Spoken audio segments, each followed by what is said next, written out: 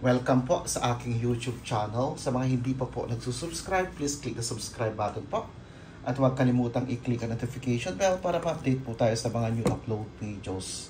Ayan, today po ay off day, kaya tayo po ay magluluto po ng munggo. Ayan po ang ating munggo. Napalambot ko na po sa ating pressure cooker. At nandito naman po ang ating manok. Ayan po, ito po ay chicken breast. Kinat ko po in small pieces.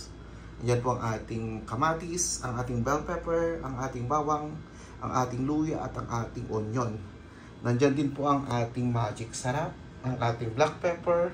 Nandyan din po ang ating patis. Nandyan din po ang ating sea salt kung kailangan pang pan, kung kulang ang alat. At nandyan din po ang ating repolyo po para may gulay din po. At lalagyan ko siya ng sutanghon. I love with sutanghon. Yan po ang ating mga sangkap sa ating ginisang munggo.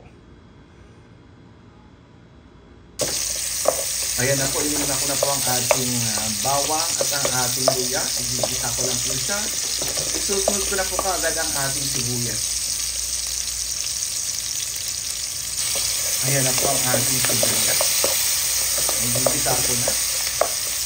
Isunod ko na rin po ang ating karneng manok po para maluto na rin.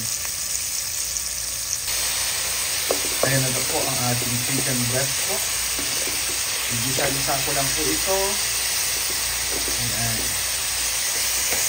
Lalagyan ko po siya ng seasoning. Ayan po, lagyan ko po siya ng magic sarap. Lalagyan ko na rin po siya ng patis para igisa po natin siya sa patis. Ayan na po. Nilagyan ko na siya ng paminta, magic sarap at patis po. Ayan, igigisa po natin sa patis ang ating manok, bawang, sibuyas at ang ating luya. Ayan. Pag maluto na po ito ng konti, in few minutes po, isusunod ko na po ang ating kamatis. Ayan. At yan na po, nailagay ko na rin po ang ating kamatis. Ayan, igisa ko lang ng konti. Isusunod ko na po ang ating pinalambot na munggo. Ayan na po, nilagay ko na rin ang ating munggo. Dinagdagan ko po siya ng tubig. Dadagdagan ko pa to.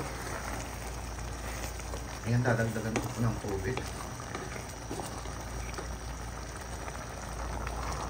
Ayan po, nailagay ko na rin ang ating bell pepper. Isusunod ko naman po ang ating repolyo.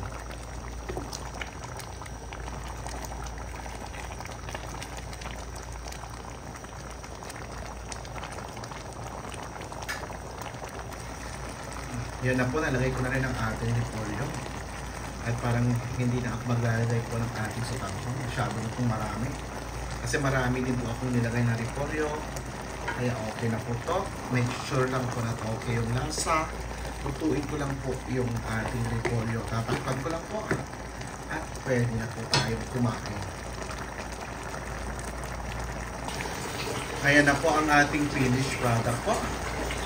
Ang ating ginisang munggo. Ayan. Kainan na!